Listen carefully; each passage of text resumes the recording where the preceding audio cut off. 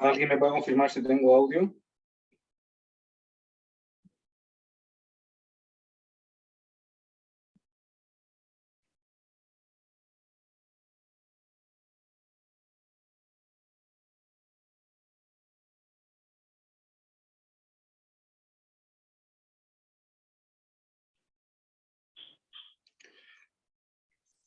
Aló.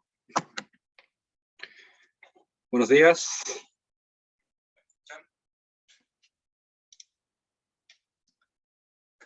Ya.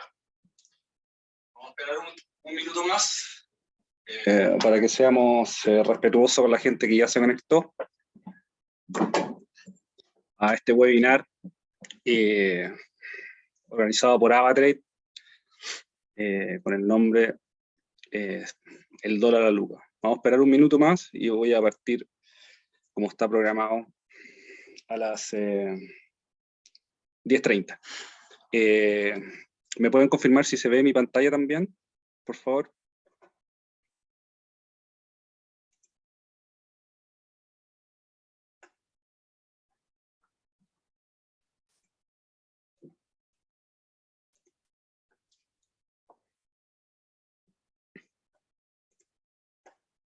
Se ve ok, ya, perfecto. Gracias, Claudio.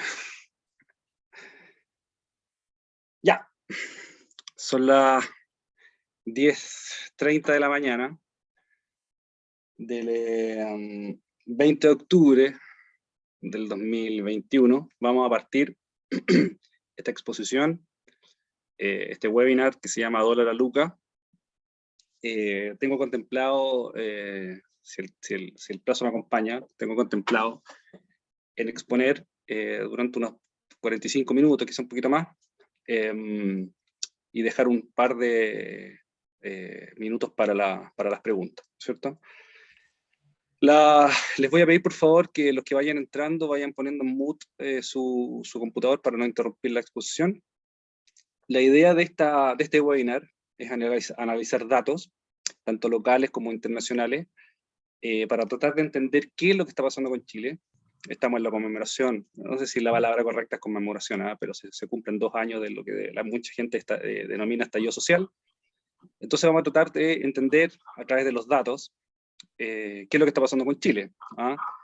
Y lo que sí me gustaría destacar es que como todos tenemos un factor emocional, todos lo tenemos, ustedes lo tienen, yo lo tengo, y todos tenemos un justo y legítimo sesgo político, voy a tratar siempre de fundamentar mi exposición con datos duros. No voy a tratar de externalizar ese factor emocional y ese factor de sesgo político, ideológico que todos tenemos. Voy a tratar de fundamentar, para no caer en eso, voy a tratar de fundamentar todos mis comentarios con datos duros.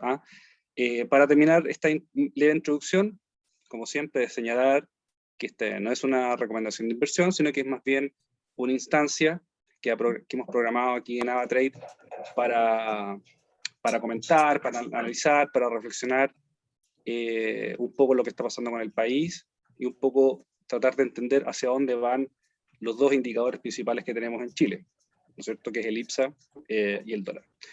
Entonces, el dólar a luca es una pregunta que yo planteo. ¿Qué está pasando? Esos son los 4 puntos que vamos a ver. ¿Qué está pasando? Vamos a ver cuánto partió, cuáles son las perspectivas de mediano y largo plazo, y vamos a ver si efectivamente el dólar hay probabilidad de que se vaya a los 1.000 pesos. Lo que les voy a ir pidiendo también es que me vayan ayudando con si la presentación va avanzando, porque ayer hice un webinar y la presentación no avanzaba, entonces ojalá me pudieran ir avisando por voz, para no ir leyendo el chat. Bueno, me presento, yo soy ingeniero comercial, soy Felipe Posada, magíster en finanzas aplicadas. He tenido la oportunidad de especializarme en otras locaciones del planeta, he tenido la oportunidad de estudiar en Londres, en Nueva York y en Beijing. Tengo bastante experiencia, más de 10 años, en análisis técnico y financiero, análisis económico fundamental, técnico del mercado financiero global. En este momento soy director de estrategia y análisis en AvaTrade. También soy speaker en medios de comunicación. Estoy todos los lunes en la radio Duna a las 1:35, 1:40 de la tarde. Así que los dejo invitados al tiro para el próximo lunes para que me escuchen ahí un pantallazo muy corto. Y también me han invitado como exponente y columnista en algunos medios de comunicación, como investing.com, que es un portal global, me imagino que todos ustedes lo conocen, el Mercurio Inversión y el Diario Financiero. Bueno, partamos entonces. ¿Qué está pasando en Chile? Vamos a ver qué es lo que está pasando. Bueno, y aquí yo hice un match, un pool de los titulares, ¿no es cierto? Puse en el Google problemas en Chile financieros, obviamente, que es el tema que nos convoca. Y en general lo que yo puedo ver es que tenemos un cierto descontrol en varios ámbitos del quehacer nacional, desde el punto financiero, político, social, ¿no es cierto? Pero nosotros vamos a tratar de atacar los datos desde el punto de vista financiero. Y lo que yo puedo ver es que veo, o lo que se percibe, ¿no es cierto?, en los titulares, principalmente la prensa financiera, es que hay una quiebra masiva de empresas, no solamente de ahora. Por ejemplo, yo aquí en los titulares puse el diario La Izquierda para tratar de tomar titulares de diferentes diarios, de diferentes posturas políticas. Por ejemplo, Nivea, que se va a Chile, cerró su planta que está en Maipú, si no me equivoco, una cantidad alrededor de 300 desempleados van a quedar, o 300 trabajadores van a quedar sin trabajo, ¿no es cierto? La constructora Agrotec, la operadora de helados Bravísimo, no sé, empresas más vivas. O sea, lo que estamos viendo acá en este slide es que yo intento demostrar, ¿no es cierto?, a través de los titulares de la prensa, que se ve un descontrol bastante pronunciado en el ámbito financiero, porque hay quiebras de empresas que están en diferentes mercados, con diferentes tipos de clientes, ¿no es cierto?, con gobiernos corporativos distintos. O sea, son empresas que van desde el rubro de la construcción, salud, belleza. Aquí, por ejemplo, representante de la marca Guess y Diesel se van de Chile también. El mismo Fonterra puso en venta su empresa Sopro. O sea, en general, lo que podemos ver es que hay una... les pido, por favor, que pongan su micrófono en mute, por favor. Se ve, ¿no es cierto?, una atmósfera complicada, ¿no es cierto?, desde el punto de vista para hacer negocio y generar riqueza. Liquidación.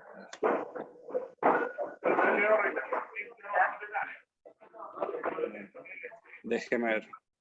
Por favor, pongan su micrófono en mute. Ya.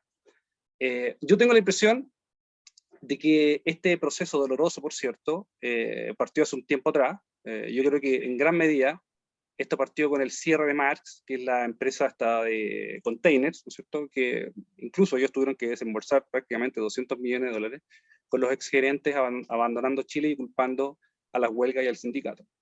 Aquí yo puse otro titular, por ejemplo, porque también se ve un descontrol, por ejemplo, fronterizo, ¿no es cierto? Bueno, estaba en la conmemoración del 18 de octubre del 2019, 2 años ya, o sea, tampoco quise poner estaciones de metro vandalizadas, en fin, yo tengo la impresión de que, como les digo en estas slides, yo personalmente veo un descontrol bastante evidente en el quehacer, sobre todo financiero y económico del país. Entonces,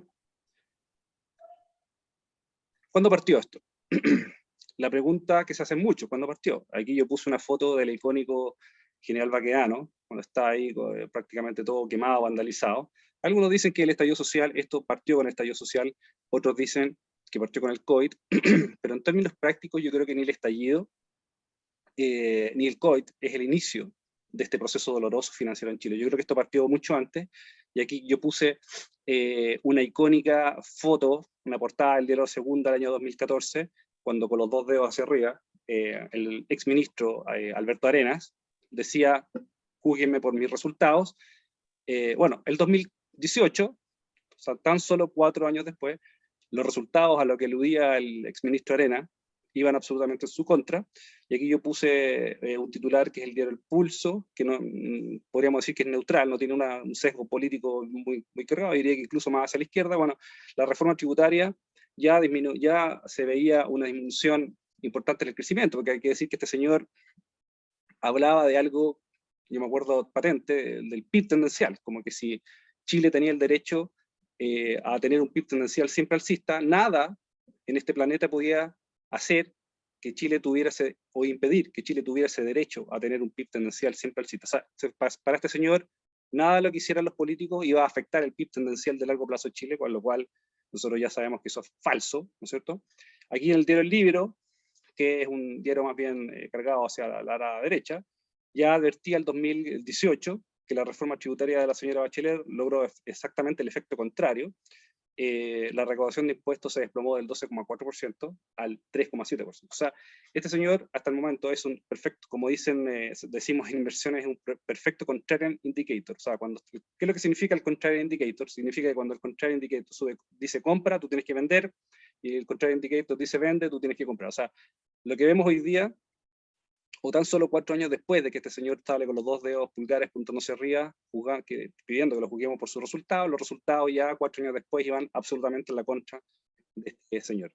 Aquí yo puse una foto, un slide, de la dispersión del IPSA a los 30 componentes, y solamente desde hace 3 años, que justo cuando empiezan a salir estos titulares de la reforma tributaria, o sea, claro, 3 años atrás, estaba a mediados del 2018, durante los últimos 3 años, solamente 4 compañías, Gaby, por favor, Gaby, pon tu, ahí dice,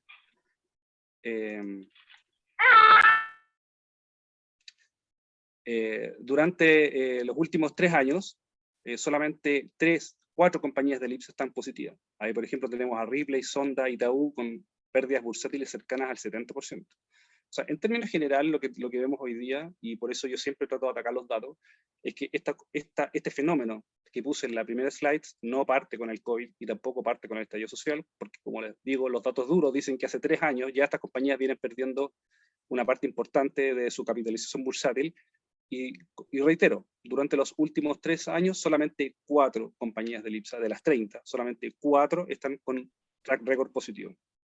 El resto, entre menos 12 y menos 78. O sea, es una pérdida de valor bursátil brutal. Déjenme un segundo, dame un segundo. Ya. Pero hay que tener algo bien consciente. Hay que tener algo bien consciente.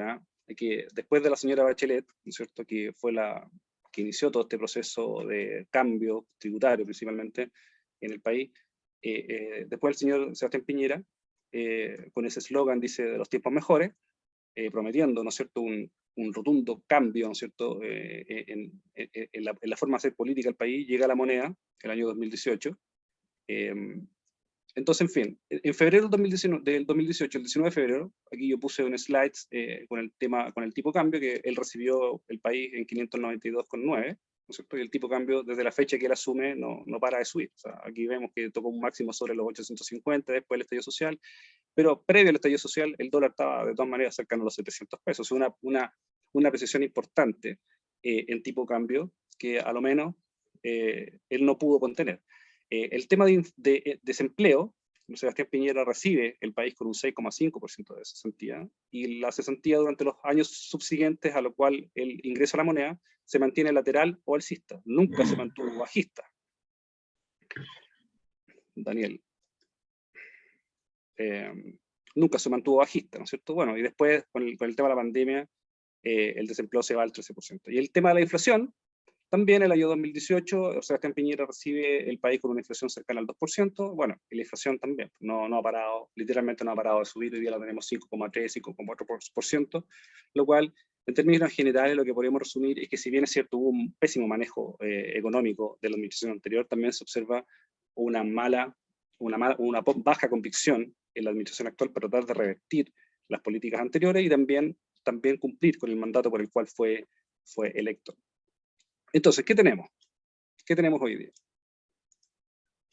Tenemos una tasa de impuestos corporativos que sube desde el 20 al 27%. Es una subida importante. Si los números no me dan una mala pasada, es una subida alrededor de un 35%, del 20 al 21, justo el 2013, ¿no es cierto? El 2014 entró en vigor la reforma tributaria, los impuestos se van al 21, después terminan subiendo el 27%, o sea, una subida impresionante, y teniendo en cuenta que Chile no es una economía que se caracterice porque sus empresas, que son las pymes, ¿no es cierto?, que son las que dan la mayor cantidad de empleo, estas empresas no se caracterizan por tener un alto componente tecnológico, por ejemplo. Entonces, gran parte de esta subida de impuestos fue con cargo a precio, porque las empresas subieron los precios, y fueron con cargo a margen operativo. ¿Sabes cuánto? Entonces, hay un mix, ¿no es cierto? Los expertos debaten de dónde salió esa alza de impuestos, pero en general lo que podemos ver es que las compañías chilenas, sobre todo las pymes, no tienen un alto componente tecnológico. Por lo tanto, lo que me dice el sentido común es que esa alza de impuestos fue a derivar a los precios y al mismo tiempo consumió parte de su margen operativo. Como las empresas vendieron menos, ¿no es cierto?, porque subieron los precios, en la recaudación fiscal, como lo vimos en la slide anterior, se desplomó. El gobierno, para cumplir con su agenda social, tuvo que literalmente endeudarse más, y la deuda pasa del 12,7% al 33% del PIB en el año 2020. Y aquí yo puse en el Google pago de intereses de la deuda chilena, y hubo un titular que me llamó profundamente la atención, que es que Chile, con el actual nivel de crecimiento, va a poder cubrir los intereses de deuda solamente hasta el 2024. Estamos hablando de 2 años más, estamos prácticamente en el 2022. ¿Por qué? Porque Chile crece trimestralmente hoy día 1%. Hoy día el crecimiento de la nación no compensa ni siquiera el crecimiento de la población. O sea, el estándar de vida de los chilenos está absolutamente paralizado con este crecimiento económico que es realmente mediocre. Y lo peor de todo es que tenemos un país que crece poco, con una deuda que está absolutamente disparada. Por lo tanto, si esto sigue así, si la tendencia alcista en la deuda sigue así, probablemente va a llegar al 50% del PIB en el año 2026, lo cual significaría que estaríamos pagando cerca de 5.700 millones solamente en intereses, lo cual sería un absoluto desastre. Tampoco hay que olvidar la Convención Constitucional, ¿cierto? Que aquí tenemos, por ejemplo, a Pikachu y al dinosaurio azul, tenemos al señor Rojas Báez, ¿no es cierto? Aquí a la señora Tiara Aguilera, si no me equivoco.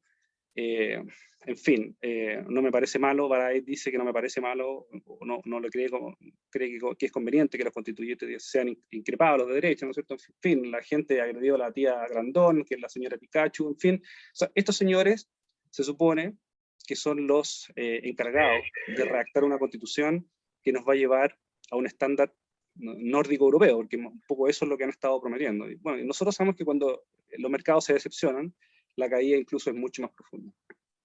Hoy día tenemos resultados que son literalmente dramáticos.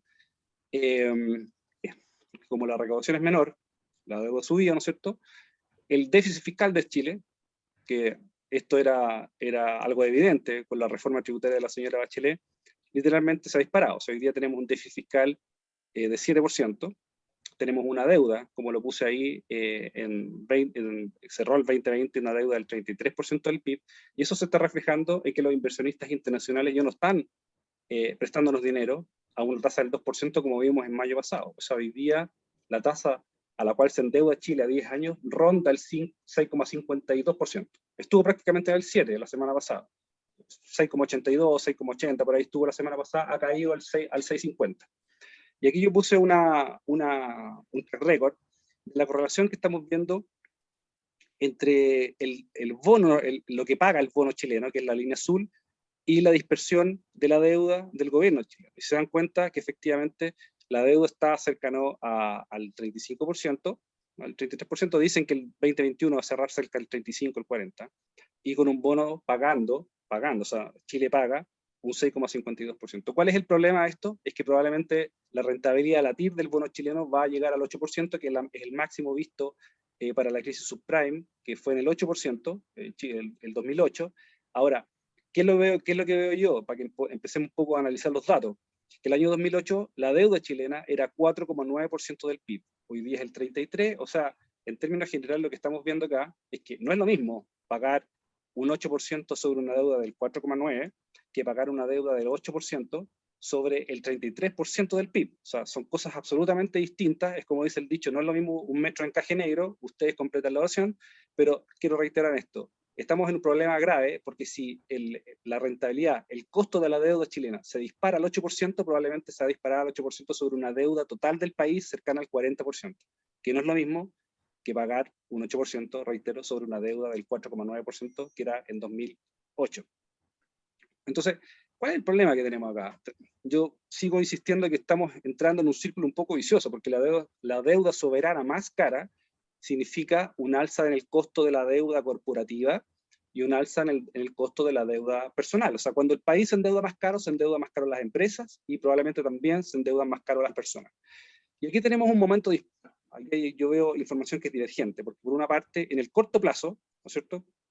Vemos que, por ejemplo, Chile registra históricos de morosidad mínimos, gracias al retiro del 2% y las ayudas estatales, o sea, a Dios gracias, gran parte de los retiros desde los fondos de pensión han ido a cumplir deuda, ¿no es cierto? Han ido a cumplir compromisos financieros. A Dios gracias, ¿no es cierto? Y es precisamente por eso que Chile registra un mínimo histórico en la morosidad, y eso significa que la tasa a la cual se endeudan las personas está más baja, porque el riesgo asociado a la morosidad está más bajo. Pero al mismo tiempo, ¿qué es lo que ven los inversionistas? A largo plazo, ven una subida importante de las tasas, por ejemplo, de crédito hipotecario. Y aquí hay algo interesante a analizar, porque usted sabe que cuando uno se endeuda con una tarjeta de crédito, el colateral o la garantía es mucho menor que a una cédula hipotecaria. O sea, cuando tú te endeudas por una casa, un departamento, lo que dejas en garantía es la casa. Y aún así, el mercado en el largo plazo está viendo un alza importante de las tasas de crédito hipotecario 30 años. Por lo tanto, lo que estamos viendo es un aumento importante del riesgo de largo plazo, y efectivamente, aquí veo un titular del diario Financiero que dice que efectivamente ya el Banco Central de Chile está proyectando un alza importante en el costo de financiamiento de las personas para comprar una casa que, insisto, cuando tú compras una propiedad tiene garantía hipotecaria. Cuando tú compras un televisor no hay garantía sobre eso, y las tasas sobre un televisor están mucho más bajas en el corto plazo que una tasa hipotecaria en el largo plazo. Y eso yo creo que también es algo que puede empezar a trabar la máquina. Otro resultado, bueno, en agosto la inflación subió un 0,4%. El Banco Central, obviamente, que es la única herramienta que tiene, o una de las mayores herramientas más potentes que tiene, sube la tasa de interés a 1,5%. ¿Qué pasó después? El IPC nuevamente empieza a sorprender, ¿no es cierto? Anota su mayor variación en el 2008, la inflación en los últimos 12 meses se va a 5,3%. El Banco Central hace una encuesta a los operadores financieros, ¿cierto? Los operadores financieros proyectaban un alza de la tasa de interés de 1,5 a 2,5%, y el Banco Central termina sorprendiendo todo, porque en vez de subir al 2,5%, la sube a 2,75%. O sea, en vez de subirla a 100 puntos base, la sube 125 puntos base, y eso tiene un efecto directo, por ejemplo, en la UEF, que es una unidad de medida, para los que nos escuchan fuera de Chile, es una unidad de medida que está indexada a inflación. Y la UEF partió octubre en 30.092 pesos y va a terminar octubre en 30.380 pesos. O sea, es una subida prácticamente de 1% solamente en el mes. Eso marca, por ejemplo, esto es importante tenerlo en cuenta, porque todo esto seguimos avanzando en un círculo vicioso, porque los créditos hipotecarios están en UEF, los bancos están restringiendo las carteras de crédito hacia adelante, en fin. Entonces, eso tiene efectos directos en que, por ejemplo, el Banco Santander y el Banco Itaú son las primeras instituciones financieras en decir que no van a prestar cédulas hipotecarias a más allá de 20 años. ¿Qué significa esto? O sea, el banco, para explicarlo, el banco solamente hace el match entre una persona que quiere prestar y una persona que quiere que le presten para comprar una casa, ¿no es cierto? Si no hay una persona, si no hay un inversionista interesado en prestar a 30 años, el banco tampoco va a poder prestarle a una persona una cédula hipotecaria a 30 años. Por lo tanto, como el riesgo asociado de largo plazo está subiendo, las tasas largas están subiendo, los bancos están restringiendo los créditos hipotecarios a mayor plazo. Y eso tiene otra lectura, que un crédito hipotecario, obviamente, con una tasa más alta, también se hace más alto la cuota si tú la pides a 20 años que pedirla a 30, porque obviamente el plazo para el cual tienes para pagar tu hipoteca se hace más corto. ¿Cuál es el verdadero problema? Este es un verdadero problema, creo yo. Hoy día tenemos una convención constitucional que ya está bastante cuestionada, pero al mismo tiempo aquí tenemos al señor Fuad Chahine, que es el único constituyente de la ADC, que él dice que está pensando en un modelo como el alemán, en un modelo como el canadiense, el neozelandés. O sea, este señor vendió toda su trayectoria a la Convención Constitucional diciendo que él estaba pensando en un modelo como el alemán. Imagínense. ¿Y qué pasó? Vamos de nuevo, al igual que el señor Alberto Arenas, veamos cómo van los resultados del señor Fuad Chahine. Él dice que estamos pensando en un modelo como el alemán, fíjense. ¿Y qué es lo que estamos viendo hoy día? El costo de la deuda chilena en 5,52%, o sea, absolutamente disparada. Fíjense que en mayo Chile se endeudaba al 2%, hoy día se endeuda al 6%, o sea, el costo de la deuda chilena se ha multiplicado por 3. Y la deuda alemana no ha pasado lo mismo, porque la Alemania hoy día se endeuda a tasa negativa. O sea, ¿qué significa esto? Significa que el mercado le presta dinero a Alemania por endeudarse. O sea, el que compra un bono alemán a 10 años, al vencimiento, recibe menos capital de lo que invirtió al principio. Así de bizarro está el mercado de renta fija europeo. Pero en términos generales lo que podemos ver es que los resultados, al igual que el exministro Alberto Arenas, los resultados van en contra del señor Fuad Chahine, porque si eso también, por ejemplo, lo extrapolamos al unemployment o al desempleo, nos vamos a dar cuenta que mientras Chile tiene un desempleo que es la línea negra, cercano al 8%, 8,5%, Alemania mantiene una tasa de desempleo cercana al 3,6%. O sea, a lo menos, por favor, pon el micrófono en mute, por favor. A lo menos en estos dos factores que son de vital importancia para el crecimiento económico, el costo de la deuda y el desempleo, a lo menos hasta ahora, los resultados también van absolutamente en la contra del señor Fuad Chahine. Otro verdadero problema es que, a pesar de que tenemos un presidente que es doctor en economía, está proponiendo ajustar beneficios tributarios a la construcción, que es el motor del crecimiento económico.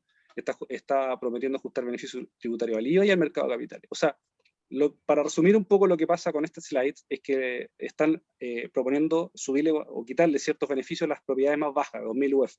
Eso nuevamente va a generar un alza en el precio, nosotros ya tenemos una inflación galopante, ¿no? Esto probablemente va a seguir incentivando la presión alcista en los precios, porque va a hacer subir no solamente el precio de las propiedades, sino que también el precio de los arriendos. O sea, en términos generales yo veo que seguimos, a pesar de que tenemos conciencia de cuál es el problema, como que no somos capaces de poner los pantalones, por decirlo así, para cambiar, hacer un giro hacia un camino que vaya distinto a subir los impuestos, ¿no es cierto?, a subir la deuda, a contraer el déficit fiscal. Entonces seamos justos con el análisis también. Disculpa, voy a tomar un poco de agua. Seamos justos con el análisis. Esto no solamente es un problema chileno, ¿eh? Moody's, que es una agencia clasificadora de riesgo, rebajó la clasificación de Perú, si no me fue ahí en los primeros días de septiembre, por el riesgo político. Y yo tengo la impresión de que las clasificadoras de riesgo han sido bastante más pragmáticas con otras economías de la región que con Chile, porque Moody's ha recortado consistentemente la clasificación de deuda peruana, y los peruanos tienen una deuda al PIB muy similar a la chilena. Chile cerró el 2020 con un 33% del PIB, y Perú tiene un 35,4%, o sea, no es algo determinante. Bueno, Standard & Poor's puso a la deuda colombiana como categoría basura, o sea, hasta la deuda argentina y la deuda colombiana. ¿Te das cuenta? O sea, en términos generales aquí podemos ver que las clasificadoras de riesgo han sido bastante más pragmáticas con otra economía de la región, la peruana sobre todo, y con la colombiana, yo concuerdo que la deuda colombiana está prácticamente cercana al 63%. Así que en este caso los colombianos están bastante más endeudados que los... Oye, por favor, coloquen... Yo no puedo estar poniendo en mute a todos.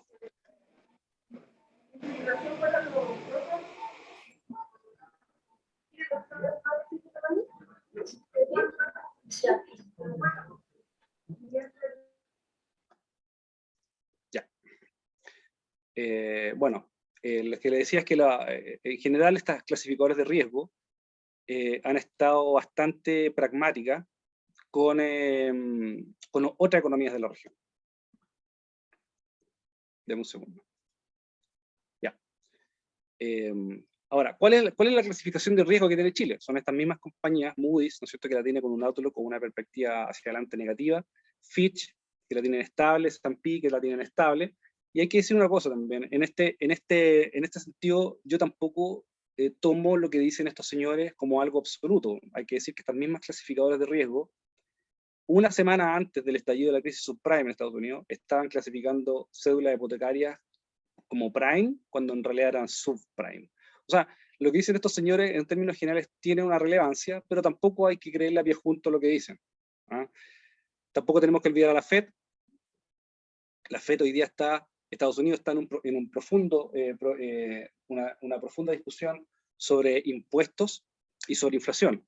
Y Estados Unidos tiene una inflación cercana al 5,3%, lo cual es bastante potente. Entonces, ¿qué es lo que pasa? Hoy día Estados Unidos, como les digo, no solamente está en una discusión sobre inflación, sino que también sobre impuestos. De hecho, por ejemplo, aquí yo puse la tasa de impuestos que pagan las empresas, el corporate tax rate, la tasa de impuestos corporativos. Durante los últimos 25 años en Estados Unidos fue 35%, una tasa alta. O sea, significa que de los 12 meses, 3,5 tengo que trabajarlo solamente para pagar los impuestos. Donald Trump, en la reforma tributaria que entró en vigor el año 2018, lleva los impuestos corporativos desde el 35 al 21. Hoy día, el presidente Biden, para tratar de financiar su paquete de infraestructura, que significa construir hospitales, construir carreteras, aeropuertos, en fin, no se le ocurre nada, no pasa ni por un centímetro su cabeza, tratar de financiar un plan de infraestructura con $1 de ahorro fiscal. Solamente lo que pasa por la cabeza de estos políticos siempre son impuestos, como su droga. Los impuestos son la droga de los políticos. No hay otra forma, a estos señores no se les ocurre otra forma de financiar un plan de estímulo o de un paquete fiscal que no sea con alza de impuestos. El señor Biden quiere llevar los impuestos corporativos al 28%.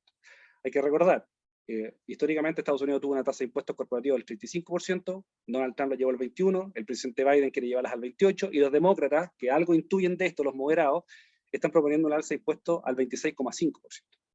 Y ahora, esto nos hace reflexionar sobre los impuestos y el crecimiento económico también, porque en términos generales lo que podríamos ver en este slide que está acá es que esta reforma tributaria que hizo Donald Trump el año 2008 fue vital para llevar la tasa de cesantía, por ejemplo, al 3,8%. Y aquí yo puse un slide que hizo Deutsche Bank, que es un banco alemán. Podríamos debatir o tener ciertas suspicacias que este informe hubiese hecho por un banco norteamericano, pero es un banco alemán, en el cual demuestra que después de la reforma tributaria del año 2008, los mayores beneficiados con la rebaja de impuestos fueron efectivamente los salarios de menores ingresos, que es la línea azul.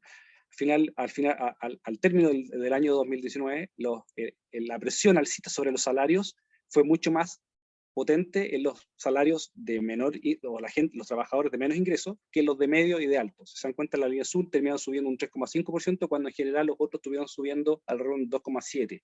Así que los beneficios tributarios yo creo que ya están bastante estudiados. La verdad es que, y de los beneficios que tiene, por ejemplo, en el crecimiento económico, en el empleo, ¿no es cierto?, y en el consumo interno, la verdad es que a mí me llama profundamente la atención que todavía hayan políticos que sigan insistiendo en que todo se tiene que financiar con impuestos y nada con ahorro fiscal. Entonces, la pregunta que yo hago acá es, como el señor Fuad Chahín dice que él está pensando en un modelo alemán, nórdico más bien, nórdico europeo, la pregunta que yo creo hay que hacerse es que si efectivamente vamos a hacer un modelo alemán, o vamos, por ejemplo, como hace un modelo como el argentino. ¿Qué es lo que nos dice el dólar, que es el principal termómetro que tenemos hoy día? Yo, personalmente, y no creo estar tan equivocado, en el dólar yo veo drivers profundamente bajistas. O sea, el tipo de cambio debería estar bajando y está subiendo. Está sobre los 810 pesos. ¿Cuáles son los drivers? Primero, es la inflación, ¿no es cierto? ¿Por qué? Porque el Banco Central sube las tasas y eso incentiva el carry trade. ¿Qué significa el carry trade? Significa, en términos generales, significa que los agentes económicos pueden endeudarse en Estados Unidos a tasa cero, porque la Reserva Federal no ha subido las tasas. El Banco de Chile ha subido las tasas, el Banco Central de Chile ha subido las tasas, la Reserva Federal en Estados Unidos mantiene las tasas en el rango 0,025. Entonces, ¿qué es lo que es el carry trade? Significa que los agentes económicos pueden endeudarse en Estados Unidos, vienen con esos dólares, los subastas en el mercado local y tomas instrumentos de renta fija a una tasa del 2,75%. A esto hay que agregarle los spreads de los bancos, pero para hacer el ejemplo sencillo, tú te endeudas a tasa cero en Estados Unidos y vienes y pones esos dineros en pesos, obviamente, a un instrumento de tasa fija que está alrededor del 2,75%. A eso hay que sumarle las subastas del Ministerio de Hacienda, que ha estado bastante activo, ¿no es cierto?, subastando, trayendo dólares de los fondos internacionales, endeudando al Estado afuera, por eso que vimos la deuda subiendo el 33%, y hay expectativas de que suba el 50% durante los próximos 4 años. En fin, Hacienda se está endeudando, el país se está endeudando, todos esos dólares vienen a la economía chilena, el Ministerio de Hacienda lo está subastando alrededor de 160 millones de dólares diarios en el mercado local, y hay que sumarle los retiros de FP y el cobre subiendo 33%. O sea, todos estos drivers son drivers absolutamente bajistas para el tipo de cambio, e insisto, y el tipo de cambio sigue subiendo. Y para que pongamos las cosas en contexto, para tener un parangón, algo que comparar, el Ministerio de Hacienda, más los retiros de FP, el monto en dólares que se ha visto involucrado son cerca de 93.500 millones de dólares. Esto es al cierre el viernes pasado.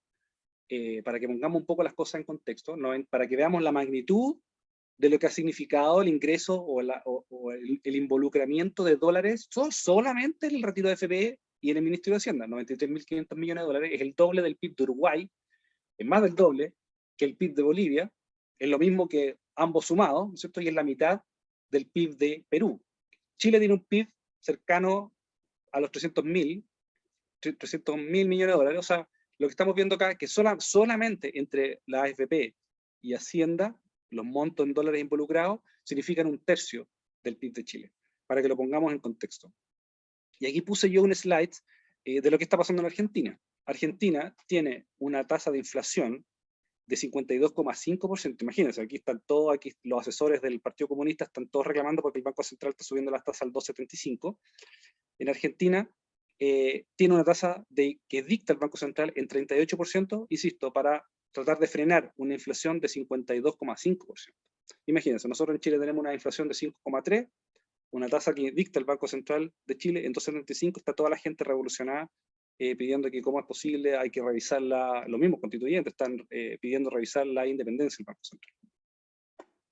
Este slide que yo puse acá es para tratar de hacernos una idea hacia dónde vamos, si vamos efectivamente a un modelo como el alemán, como dice el señor Feuerstein, lo que vendió el señor Feuerstein cuando llegó a la Convención Constitucional, o vamos a un modelo más bien como el argentino. Y veamos qué es lo que pasa en Argentina. En Argentina tenemos una tasa, como les dije recién, una tasa que es la línea azul, una tasa que dicta el Banco Central Argentino, la tasa de interés que dicta el Banco prácticamente en el 40%, y el peso argentino no para de subir, ya está prácticamente en los 100, o sea, $1, 100 pesos argentinos. Si no me equivoco y la memoria no me falla, la última vez que vimos la paridad en Argentina fue por ahí por el diciembre del 2001, cuando estaba $1, 1 peso argentino, o sea, en los últimos 20 años, el tipo de cambio en Argentina se ha depreciado, se ha devaluado 100%. ¿Y qué es lo que estamos viendo en Chile? Efectivamente vemos, hay una correlación, ¿no es cierto?, ya positiva entre la tasa de interés, que se supone que debería ser al revés, hay una correlación positiva entre la tasa de interés y el tipo de cambio. Efectivamente, el tipo de cambio vuela sobre los 800 y tantos pesos, y la tasa de interés está en 2,75. La tasa de interés es el eje izquierdo, y el dólar es el eje derecho. Si se dan cuenta, efectivamente aquí, cuando el Banco Central empieza a subir las tasas de interés, el tipo de cambio lo acompaña, cuando en condiciones normales debería haber sido todo al revés. Mientras el Banco Central sube las tasas, nuevamente, incentiva el carry trade, eso debería ser una presión bajista para el dólar, y efectivamente, en este contexto político, social, todo lo que estamos viendo, financiero, quiebra de empresas, el dólar está saliendo de Chile con el Banco Central subiendo las tasas, lo cual es divergente. Es un tipo, esto que estamos viendo aquí, a mi juicio, es una luz de alerta, porque hasta el momento los resultados nos dicen que vamos absolutamente en contra del modelo alemán, y ya empezamos a tener ciertas luces de alerta de que, al parecer, nos estamos más bien acercando al modelo argentino. Pero es un factor solamente local. Yo creo que no, también hay un factor que es regional. Y fíjense, la última vez que vimos el tipo de cambio en 700 pesos, que fue en mayo del 2005, yo aquí puse con la línea negra que corta esta pantalla, en mayo, el 10 de mayo del 2021, fue la última vez que vimos el tipo de cambio en 700 pesos.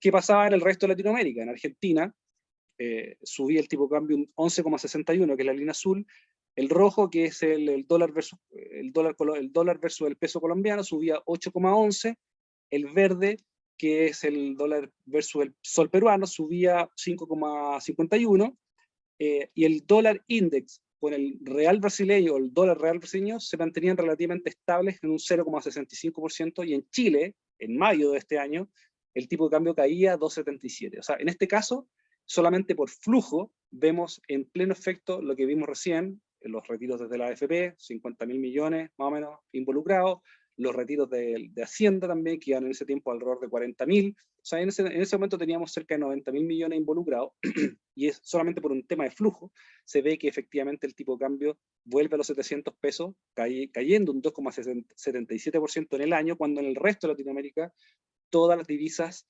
regionales están literalmente haciendo polvo, por decirlo así. El dólar volaba en Latinoamérica y en Chile caía. ¿Qué ha pasado a la fecha?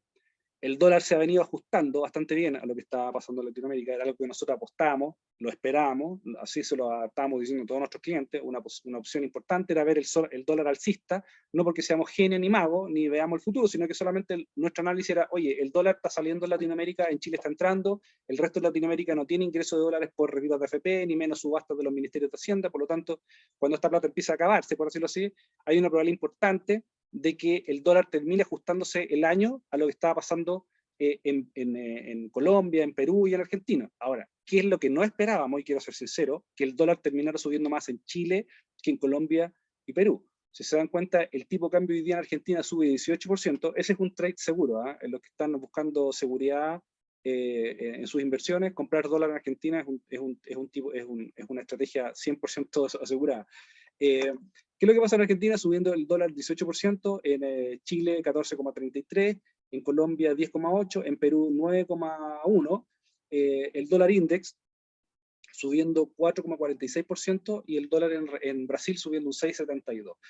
O sea, hoy día el tipo de cambio sube prácticamente el doble o el triple de lo que sube el dólar a nivel global. Entonces, esto ya empieza a mostrar cierta tendencia. Tengo un chat, voy a ver.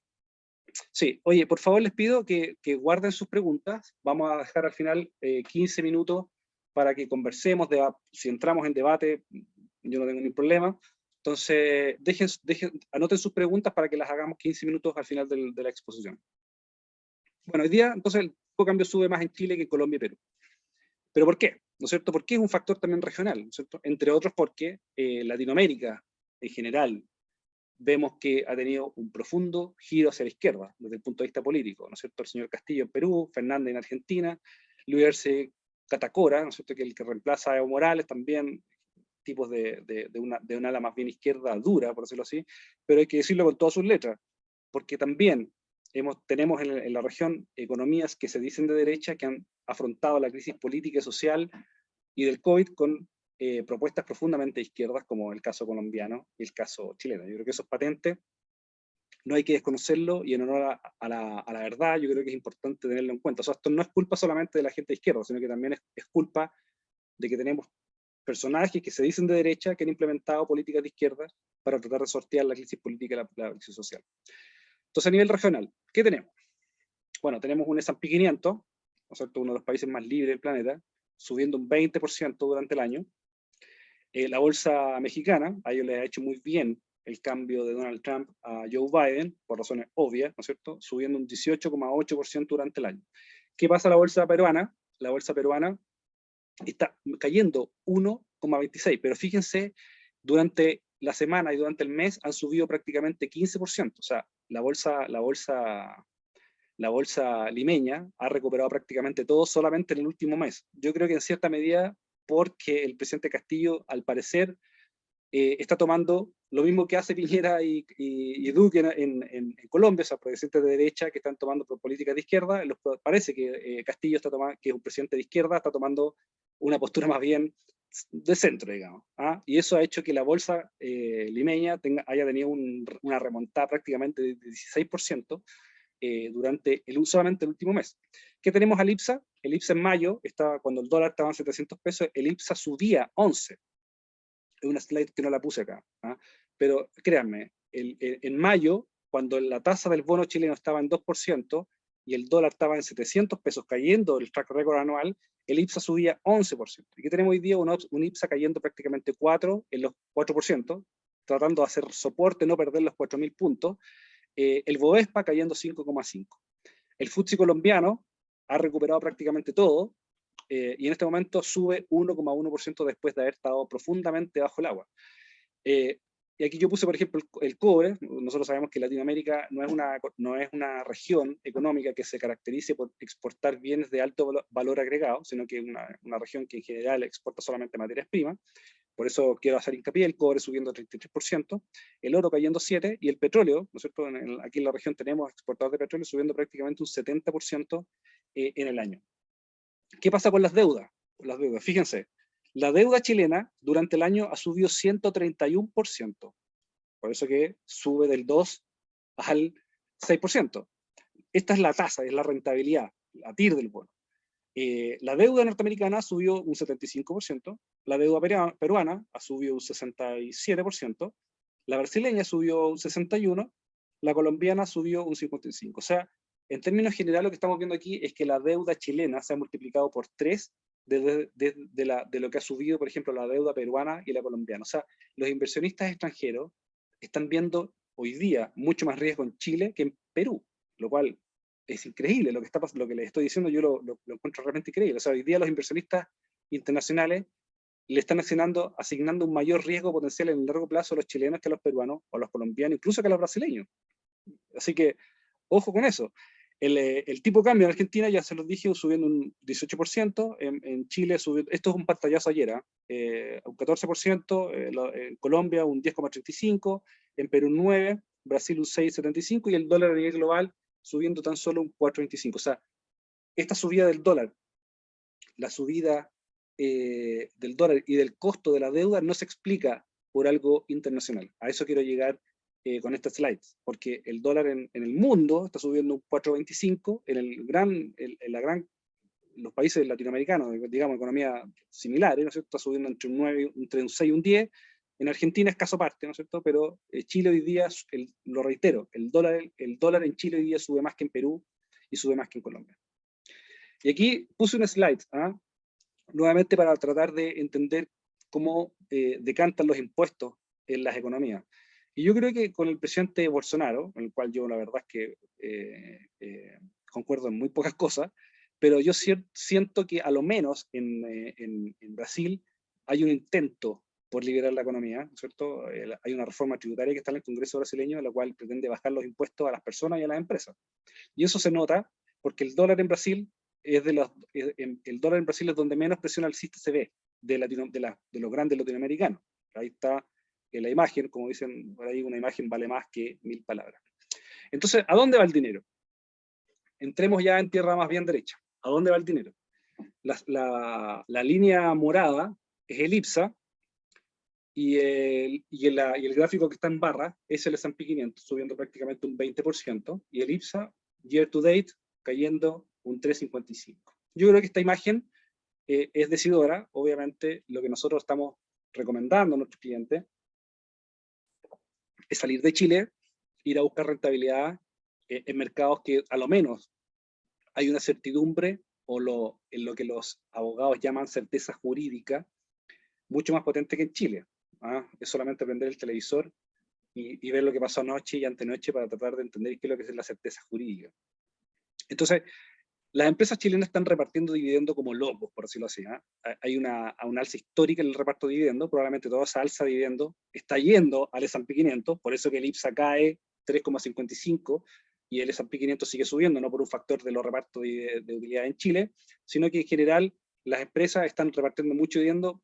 Igual hay suspicacia en este tema. A lo mejor el día de mañana la nueva constitución no va a garantizar, por ejemplo, el derecho a la propiedad privada. No lo sabemos. A lo mejor por eso las empresas chilenas están repartiendo dividendos como locos, y probablemente gran parte de ese reparto de dividendos se está yendo al dólar, ¿no es cierto?, a cubrir posiciones, y al mismo tiempo, para salir de Chile, ir a buscar rentabilidad en los mercados internacionales, donde efectivamente sí se ve un track record profundamente positivo. 20% en el año no es malo.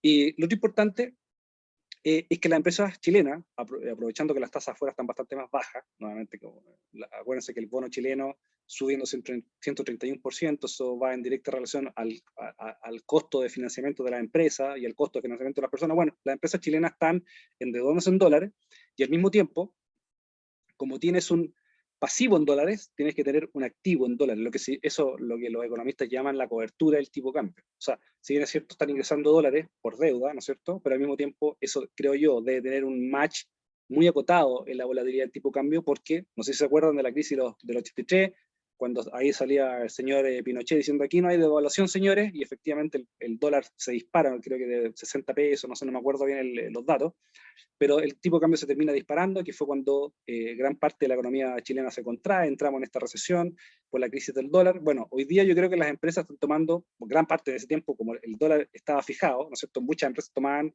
deuda en dólares, barata. Yo creo que hoy día están haciendo un poco lo mismo, aprovechando las tasas de rentabilidad de los bonos afuera. Las empresas están tomando mucha deuda en dólares, pero al mismo tiempo están cubriendo el tipo de cambio. Eso significa que tienes un pasivo en dólares, pero al mismo tiempo tienes que tener un activo, y un activo en dólares, o sea, estás comprado en dólares para cubrir la volatilidad de la deuda, y eso significa que el ingreso de divisa extranjera por la deuda de las empresas en general se está viendo bastante acotado. No le veo un driver importante. Entonces vamos acotando, se me empieza a acabar el tiempo, son las 11:17, ya estamos en los 45 minutos. ¿Dónde está la perspectiva para el dólar? Vamos hacia a Perú, hacia Colombia, hacia Argentina. Yo creo que en términos generales, y aquí puse el slide nuevamente de las cuentas fiscales chilenas, que es el déficit fiscal, ¿no es cierto? O sea, Chile no recauda impuestos, no crece, genera mayor desempleo, por lo tanto el déficit fiscal probablemente va a seguir subiendo. Y esto es relevante tenerlo en cuenta, porque estamos entrando volvemos a lo mismo, estamos entrando en un círculo bastante vicioso. Lo reitero, una economía que no crece, no genera recaudación fiscal, por lo tanto el Estado, para cumplir con la agenda social, tiene que ir literalmente a endeudarse, por lo tanto el déficit fiscal sigue incrementándose. Entonces, hoy día tenemos una presión profunda sobre las cuentas fiscales, que va a ser probablemente el principal driver para seguir comprando dólar y para seguir vendiendo el IPSA, porque como les dije recién, en mayo el IPSA estaba en 11% arriba y hoy día está menos 3,5%. ¿Cuáles son los drivers? Bueno, presión sobre las cuentas fiscales, más riesgo interno por presión de la calle, cosa de verlo el televisor nomás, de lo que estuvo pasando los últimos días con la conmemoración del estallido social, alta incertidumbre política, alza de la TIR, de la deuda nacional, del 2% al 6,5%, probablemente más deuda, y aquí yo creo que todo esto tiene un embudo, que son las clasificadoras de riesgo, que así como han sido bastante pragmáticas con Perú y Colombia, probablemente también van a empezar a ser bastante pragmáticas con la deuda chilena. Yo tengo la impresión de que las clasificadoras de riesgo no quieren cometer el mismo error del año 2008, y lo reitero. Estas compañías estaban clasificando deuda prime, que era subprime, era basura, la cédula hipotecaria es basura, la estaban catalogando como prime para venderlas en el mercado, ¿no es cierto?, una semana antes del estallido de la burbuja, en el 2008, en Estados Unidos. Entonces, nosotros tenemos dos drivers. El primero, el dólar siguiendo, yo creo que probablemente el tipo de cambio va a seguir subiendo. Hoy día lo tengo en 810, 811, por ahí está. Yo creo que hoy día tenemos una tensa calma a la espera de si efectivamente el IPSA va a romper los 4.000 puntos hacia la baja o los va a mantener. Nosotros tenemos la convicción de que el IPSA va a seguir cayendo y eso probablemente va a ser el principal driver para seguir comprando el dólar. Tampoco hay que olvidar a China, ¿no es cierto? Un crecimiento paupérrimo para lo que están acostumbrados los chinos de 4,9%, se esperaba mucho más. Así que eso también tiene una derivada, ¿no es cierto?, una tangente que se llama el cobre, que si el cobre efectivamente muestra una corrección importante, ya está casi los $5. Y con el dólar y con el cobre en $5, el tipo de cambio está en 810. Eso tenerlo claro. Imagínense si el cobre se fuera, por ejemplo, a $4. Sería un driver potentísimo para seguir comprando dólares. O sea, aquí estamos viendo cuáles son los efectos directos desde lo que está pasando en la parte política, económica, social, con las quiebras de empresas, alzan el costo de la deuda, alzan el déficit, ¿no es cierto?, alzan la deuda, alzan los impuestos, probablemente eso va a seguir siendo un catalizador súper importante y súper potente para seguir comprando el dólar. Y aquí yo puse el IPSA.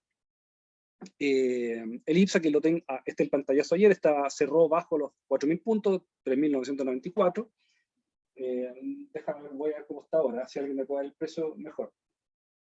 Pero en general el IPSA nosotros lo vemos bajista, tenemos dos targets hacia abajo. El primero, en la zona de 3.800 pesos, lo cual sería una caída cercana a 4,5%. Y el próximo target abajo está en la zona de 3.600, que sería realmente un desastre. Déjame ver cómo está el IPSA. Mira, está subiendo 0,77 a 4.025 puntos. O sea que está más o menos en los mismos precios. Ayer, el lunes, si no me equivoco, abrió fuerte arriba 2% y terminó cerrando un 0,60% arriba. Así que lo que muchos inversionistas están aprovechando de hacer es que cuando el indicador sube, aprovecha mejores precios para empezar a vender y empezar a salir de la bolsa local. Entonces, reitero, ¿cuáles son los targets que tenemos nosotros? Un target de la zona de 3.800, la zona de 3.800 puntos, lo que significa una caída de 4,6%. El próximo target, 3.600 pesos, lo que significa una caída prácticamente de 9%. Probablemente eso va a ser el principal driver para seguir comprando dólares, lo sugiero así, probablemente el dólar va a seguir subiendo.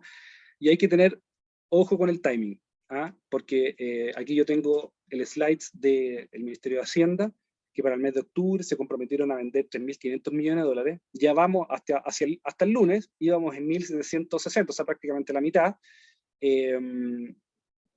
Entonces, ojo con el timing, porque probablemente el Ministerio de Hacienda va a seguir subastando dólares, y el tipo de cambio en general ha venido corrigiendo después de agarrarlos, de tocar los 840 por dos factores a mi juicio.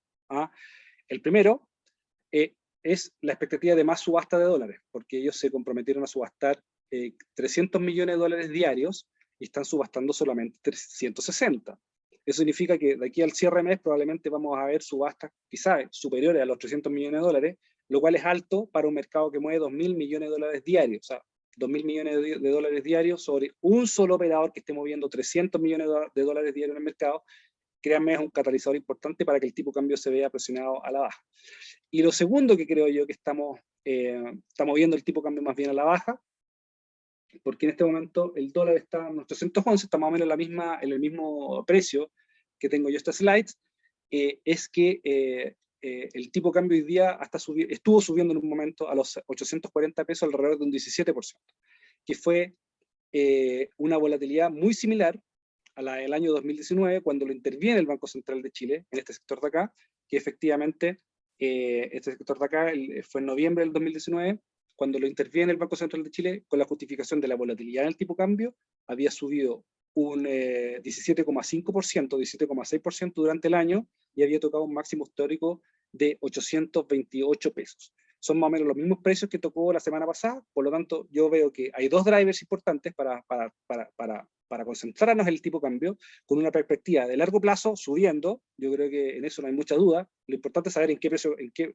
punto comprarlo, porque nosotros sabemos que el dólar peso, primero que todo, es un par exótico, por decirlo así, que paga spreads mucho más altos que los que paga, por ejemplo, el euro dólar. El euro dólar, en el euro paga alrededor de 0,70, menos de un PIB, ¿no es cierto? En el tipo de cambio local son alrededor de 0,45, 0,50 en la hora de mayor liquidez. Por lo tanto, el spread no solamente en el peso chileno, en el dólar peso chileno, sino que en todos los pares exóticos los spreads son más amplios, porque la liquidez es más baja.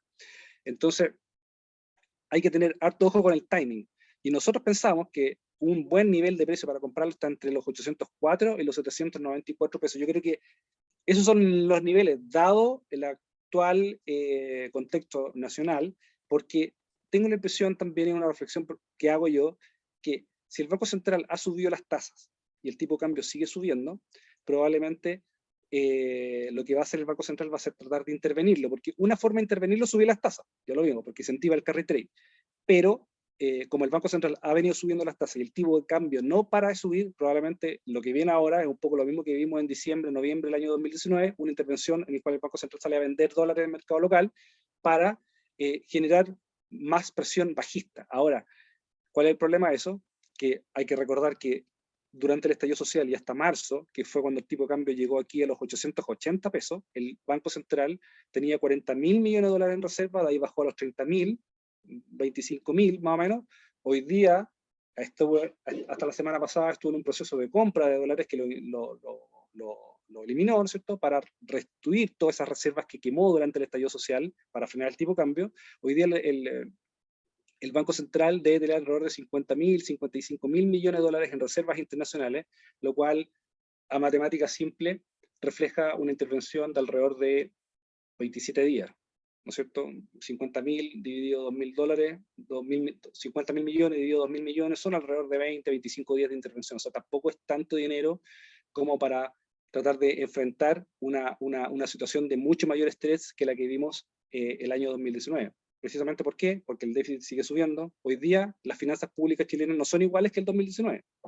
Hoy día las finanzas públicas están mucho más deterioradas que en 2019, por lo tanto, la potencia que tiene el Banco Central probablemente se va a ver mucho más reducida de lo que fue el 2019. Así que, ojo con eso, ojo con el timing, por los spreads que se pagan, obviamente, y lo reitero así, los pares exóticos, no solamente en Chile, pagan mayores spreads porque son menos líquidos, menos profundos, así que creo que en gran medida hay que estar muy atento a los precios a los cuales personalmente yo podría comprar, porque la perspectiva, dado la información que tenemos hoy día, y probablemente no va a cambiar, ¿no es cierto?, va a seguir el dólar subiendo. Para que veamos un cambio, creo yo, y una reflexión que hago, para que veamos un cambio de dirección, tanto en el IPSA o en el dólar, yo creo que primero deberíamos cambiar el discurso cultural, ¿cierto? O sea, hoy día Chile debería estar pensando, por ejemplo, en cómo bajar impuestos, cómo flexibilizar el mercado laboral, en fin, y probablemente para que lleguemos a esa discusión faltan muchos años.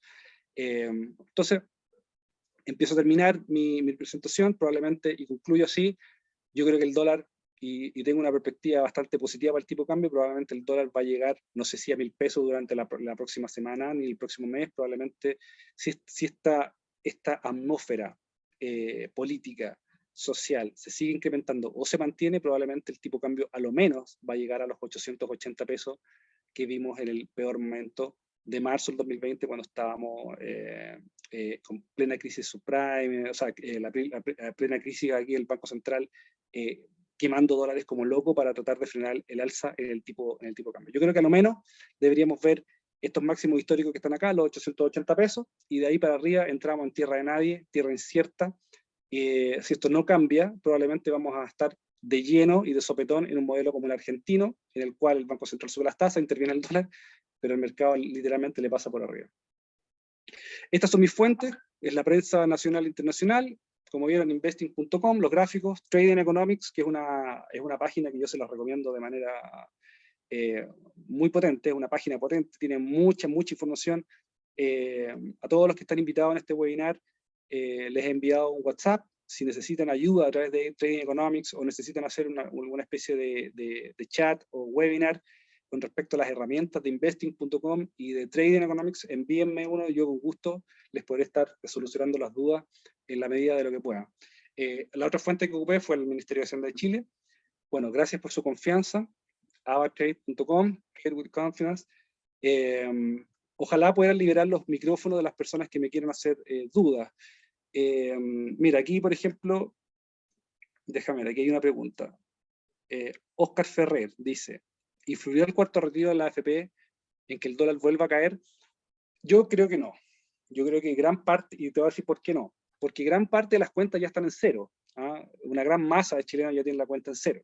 Entonces, hay analistas que dicen que el flujo de ingreso de divisas podría ser 20.000 millones de dólares, muy similar al primero, segundo y el tercero, o quizá un poco más. Yo la verdad, Oscar, tengo mis serias dudas con respecto al flujo de ingreso de divisas. ¿Por qué? Porque las cuentas están en cero. Y yo creo que, ¿cuál es el temor que me da a mí? Que incluyan dentro del cuarto retiro el tema de las rentas vitalicias. ¿Por qué? Porque eso es un ahuyentador de inversión extranjera. Principal Financial Group, y creo que ya está haciendo consultas a través del consulado y de la Cancillería, porque obviamente yo le encuentro toda la razón que atenta a su patrimonio. No vamos a entrar en detalle en este momento, pero yo creo que un cuarto retiro con los retiros de las rentas vitalicias genera solamente caos y dolor, porque genera mucho más incertidumbre de lo que podría traer un flujo de ingreso de dólares a la economía chilena, solamente porque ya la verdad es que las cuentas están muy en cero. Hay que Claudio Vilche dice, buena presentación, Chile el próximo año lo tiene muy difícil, concuerdo plenamente, sobre todo con un gobierno de izquierda, porque los candidatos del sector quieren eliminar la AFP, absolutamente. Me imagino que un sistema de reparto como lo quieren no tiene ningún beneficio para el mercado, obviamente que no, para las proyecciones de crecimiento del país. En consecuencia, ¿qué instrumentos, dice aquí Claudio Vilche, en qué instrumentos financieros deberían ser los menos afectados para los próximos años y en Chile en ese contexto? La verdad, Claudio, es que yo tengo la profunda convicción de que para estar, en vez de estar en el IPSA, mira lo que te voy a decir, estar en el IPSA y escarbar como en la basura para tratar de encontrar algún driver positivo en alguna acción, me parece que es un análisis inocuo, o sea, es un análisis absurdo. Cuando tienes una bolsa norteamericana que literalmente está volando, estamos hoy día en pleno proceso de earnings season en Estados Unidos. Hoy día las empresas están reportando utilidades, ganancias y ventas en Estados Unidos, EPS y earnings. Los analistas dicen que los earnings van a subir alrededor de un 30% durante el tercer trimestre, year on year, o sea, tercer trimestre del 2021 versus el tercer trimestre del 2020. Se cree que los earnings o las ganancias de la empresa van a subir un 30% y las ventas un 15%. Entonces, la verdad es que a mí me cuesta encontrar drivers positivos para estar en la bolsa chilena, pero te soy súper sincero, sobre todo cuando tienes tanto argumento para invertir al S&P 500. Y siempre lo comentamos aquí con el equipo de AvaTrade. AvaTrade te entrega confianza, porque es una empresa que está regulada en Estados Unidos, o sea, tiene regulación europea, y puedes transar instrumentos de renta variable en prácticamente todos los mercados. ¿Te das cuenta? Entonces, escarbar aquí en el IPSA lo que está pasando, ¿no es cierto?, con el reparto de dividendos, no, yo personalmente prefiero eso, no, prefiero literalmente sacar mi plata de Chile y ponerla, primero que todo, en un broker que está regulado, que tiene garantía de depósito y segregación de cuentas. Cosa que aquí en Chile, si las instituciones financieras quebraran, como quebraron, por ejemplo, en Venezuela, probablemente no vaya a tener ni un tipo de indemnización si es que el banco o el broker o lo que sea se arranca con tu plata. Vamos a ver. Carla Pereira dice, hola a todos, gracias por la webinar feliz, por acá Carla Pereira, cualquier duda, avatrade.cl. Gracias por la presentación. Yo no sé si quieren que liberen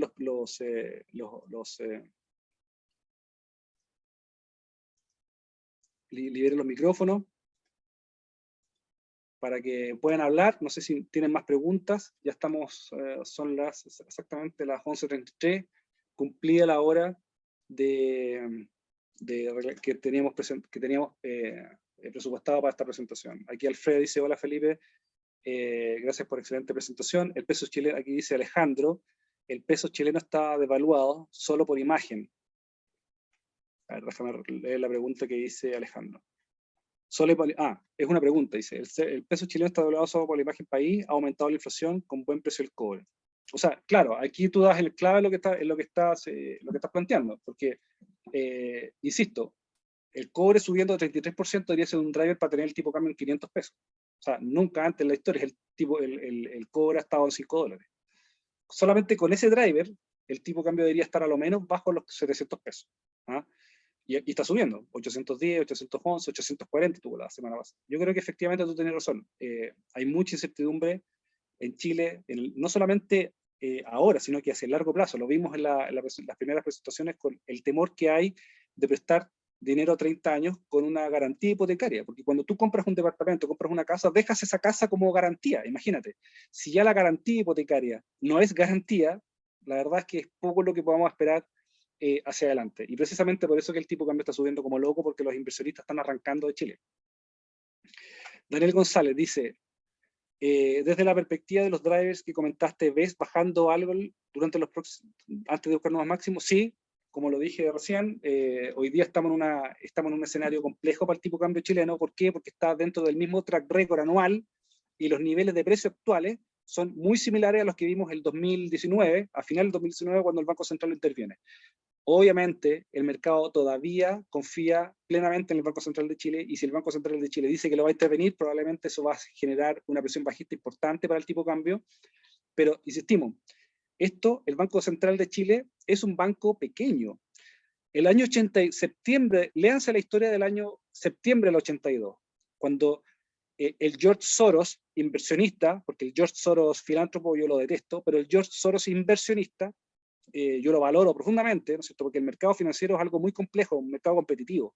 Sacar rentabilidad del mercado financiero es algo muy, muy difícil, muy complejo. Todos los que hemos participado alguna vez sabemos que eso es así. Sin embargo, George Soros se hizo famoso por hacer quebrar el Banco de Inglaterra. El Banco de Inglaterra, creo que si no me equivoco, fue en septiembre del año 1982, cuando estaba esta banda entre el marco alemán y la libra esterlina, ¿cierto? Se movían, no me acuerdo los montos, pero se movía dentro de una banda, y Alemania estaba con una presión inflacionaria importante. Por lo tanto, en ese caso, como el Banco Central alemán estaba subiendo las tasas, sí, la correlación positiva entre la tasa del Banco Central y la divisa era positiva, porque mientras el Banco Central de Alemania subía las tasas, el marco alemán subía. ¿Y qué tenía que hacer el Banco Central de Inglaterra? Salir a vender marcos alemanes que el Banco Central de Inglaterra no imprime. Entonces, llega un momento, no me acuerdo el día, creo que fue el 12 de septiembre del año 82, por ahí, lean bien la historia de George Soros, cómo se hace millonario.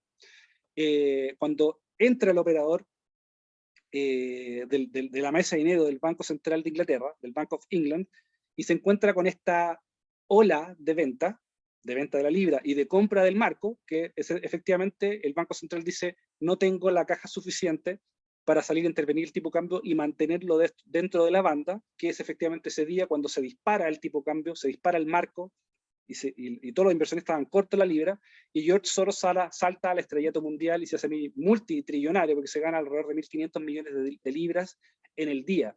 Estaba George Soros a través del fondo Quantum, si no me equivoco, junto a otro inversionista mítico que se llama Jim Rogers.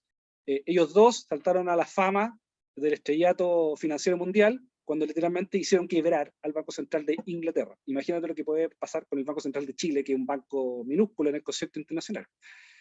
Muy buena presentación, dice José Manuel Sánchez.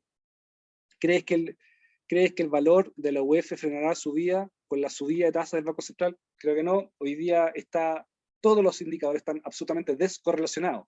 El Banco Central subiendo las tasas, con el dólar subiendo, probablemente eso va a mantener una presión alcista importante, porque hay que decir una cosa que es súper vital.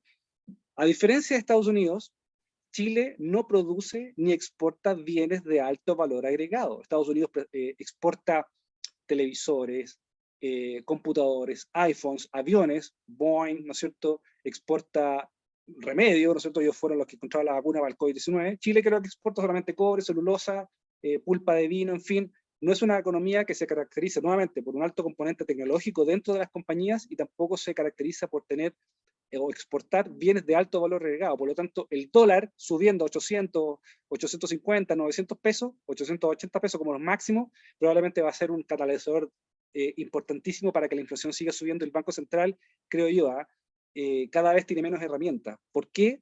Porque al mismo tiempo la economía chilena está en contracción. O sea, si bien es cierto, se esperan esos crecimientos futuros que están en la cabecita de los analistas, de 20% para este año, pero ya los crecimientos proyectados por el Fondo Monetario Internacional y los analistas chilenos para el próximo año ya están en torno al 2%, o sea, una caída sustancial del crecimiento del 2021 al 2022. Entonces, hoy día el Banco Central está en un dilema súper complejo de resolver, que es subir las tasas para frenar los precios y frenar la inversión o frenar el crecimiento, o mantener las tasas actuales para que la inflación se dispare, junto con ello la UF, y tratar de que la recuperación económica agarre un poco de vuelo. Pero ahí volvemos al core de lo que es el mandato del Banco Central. El mandato del Banco Central de Chile es la estabilidad de precios. Así que en general creo que el Banco Central de Chile no va a poder atajar de manera consistente. Digamos. Yo creo que la inflación va a seguir subiendo, probablemente el UF también, y creo que el Banco Central va a ser difícil que la contenga. Adrián Pando dice, excelente presentación. Aparte de los drivers comentados, ¿crees que las elecciones presidenciales impacten el dólar o será marginal? Todo depende. Yo creo que todo depende, Alejandro y Adrián, y te digo por qué. Porque hoy día tenemos dos visiones, ¿no es cierto? Dos visiones. Yo tengo la impresión de que hoy día Chile está pagando los costos, y lo digo de manera muy personal y responsable, porque aquí en Chile todo el mundo habla de este modelo neoliberal y que hay que derribarlo, ¿no es cierto? Y hoy día la señora Bachelet, la expresidenta Bachelet, el año 2014, si no me equivoco, no, el segundo mandato de la señora Bachelet, entra con el discurso de, efectivamente, esto de más igualdad, más dignidad, ¿no es cierto? Y tratar de girar un poco el país hacia la izquierda, ¿no es cierto? Tratando de derribar el modelo económico, en fin, ¿no es cierto? Yo creo que hoy día estamos viendo los resultados de tratar de alejarse del modelo económico, porque mucha gente dice, hoy día Chile es un país, el laboratorio neoliberal. Oye, acabamos de ver las slides donde la deuda pasa del 12%, 12,5% al 27%. Los impuestos pasan del 12,7% en 2013 al 27%.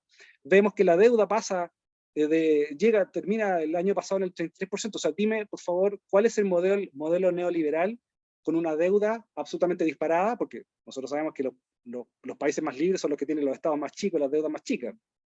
¿Te das cuenta? Entonces, yo creo que hoy día estamos pagando literalmente los costos de habernos alejado hace unos años atrás del modelo neoliberal. Y creo que, en términos generales, la discusión cultural todavía mantiene track record hacia esa visión, o sea, más impuestos, ¿no es cierto?, que los ricos paguen, en fin, o sea, y entramos yo creo que en ese sentido, Adrián, entramos en discusiones que son un poco más filosóficas, como por ejemplo, te lo planteo a ti para que lo reflexiones en tu casa, ¿dónde vale más un dólar? ¿En una persona que lo gasta o una persona que lo invierte?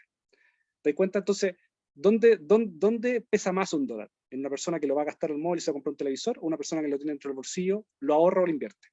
Entonces, entramos en definiciones que son complejas, pero yo tengo la impresión de que hoy día, y lo reitero así, lo que estamos viendo en Chile, la quiebra de empresa, alza la deuda, alza el déficit fiscal, ¿cierto?, alza los impuestos, es el fiel reflejo del track record que tuvo el ministro Arena hace, o sea, el 2014, 6 años atrás, o sea, tan solo 6 años atrás.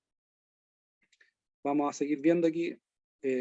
Banco Central de Chile imprime dólares o remata su stock. El Banco Central de Chile no imprime dólares. Alejandro, el Banco Central de Chile no imprime dólares, los dólares los imprime el Tesoro norteamericano. Ni un país fuera de Estados Unidos imprime dólares. Tiene que rematar solamente su stock. Precisamente por eso que durante el último mes estuvo comprando dólares para tratar de reponer las reservas que quemó para el estallido social. Así que ojo con eso. El Banco Central de Chile no imprime dólares. ¿Quién más? Alejandro, bueno, no sé si alguien más tiene alguna pregunta. ¿Tiene alguna pregunta para cerrar el webinar de hoy? Ha sido una presentación interesante por las preguntas también. Así que, bueno, los dejo a todos invitados a que me envíen un WhatsApp, me envíen un correo. Yo les he estado enviando durante los últimos días algunos mails, ¿no es cierto?, con algunos informes de apertura, probablemente vamos a seguir alimentando el WhatsApp con información clave para que puedan tomar decisiones. La idea es que nos acompañen en este profundo y entretenido camino de lo que es el mercado financiero. Es un proceso de aprendizaje permanente. Yo no soy un experto, ni mucho menos, soy quizás un trader que tiene un poco más de experiencia que ustedes, pero yo en general lo mantengo así. Creo que el mercado financiero es algo que te entrega conocimiento permanente. Todos los días del mercado financiero es distinto y eso es lo que más me apasiona y me atrae. Y los dejo todos invitados a que abran su cuenta con AvaTrade, con el respaldo de un broker internacional que está regulado, tiene garantía de depósito y cuenta segregada en el banco NatWest. Así que me despido. Cualquier duda que tengan, envíenmela al correo, a mi correo personal, fposada, aquí lo voy a poner, f.posada@avatrade.com.